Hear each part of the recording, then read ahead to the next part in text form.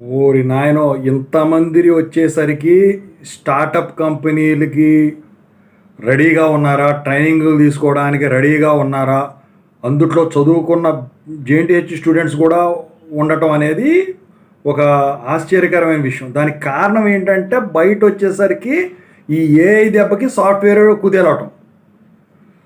మొత్తానికి అంతమందిలో ఎంతమందిని సెలెక్ట్ చేశారో ఇప్పుడు చెప్తాను. ముందుగా అయితే ఇంతవరకు ఈ ఛానల్ సబ్స్క్రైబ్ చేసుకుని వాళ్ళు ఎవరన్నా ఉంటే ఖచ్చితంగా సబ్స్క్రైబ్ చేసుకోండి. ఈ వీడియోని అయితే లైక్ చేసి షేర్ చేయండి. మీకు ఏమైనా డౌట్స్ ఉన్నట్టయితే కాల్ మీ 4 ద్వారా కాల్ చేయండి. Telugu engineering education YouTube, Telegram channel subscribe చేసుకోండి. జేఎన్టీ యూనివర్సిటీ అప్డేట్స్ ఛానల్ కూడా. ఇక టాపిక్లో పెడితే ఈ లోన్ల కోసం రాజీవ్ యువ వికాస్ పథకానికి 16 లక్షల మంది పైన అప్లై చేయడం జరిగింది. అయితే అంతమందికి ఒకేసారి ఇవ్వడం కష్టం కదా. 50,000, ₹1,00,000, 2,00,000.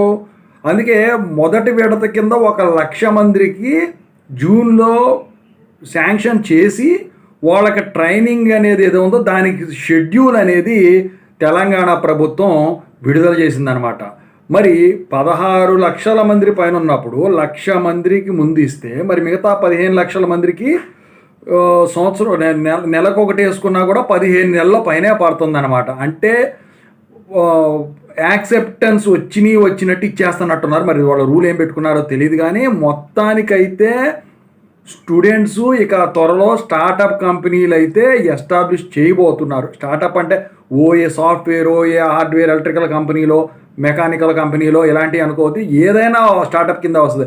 గేదెల వ్యాపారం పెట్టుకున్నా స్టార్టప్పే వస్తుంది, మేకల వ్యాపారం పెట్టుకున్నా స్టార్టప్పే వస్తుంది, చికెన్ షాప్ పెట్టుకున్నా, మటన్ షాప్ పెట్టుకున్నా, బడ్డీ కొట్టు పెట్టుకున్నా, పాన్ షాప్ పెట్టుకున్నా, ఫ్యాన్సీ స్టోర్ పెట్టుకున్నా, ఏది పెట్టుకున్నా స్టార్టప్ కంపెనీయే వస్తుంది. సో స్టూడెంట్స్ ఎక్కువ శాతం ఎడ్యుకేషన్ మీద కాకుండా వాళ్ళు ఈ బిజినెస్ ఏదైతే ఉందో వాటికి చేతి పనులు కింద ఉంటాయో వాటి మీదే ఎక్కువ కాన్సన్ట్రేట్ చేస్తూ ఉన్నట్టయితే తెలుస్తూ ఉన్నదన్నమాట.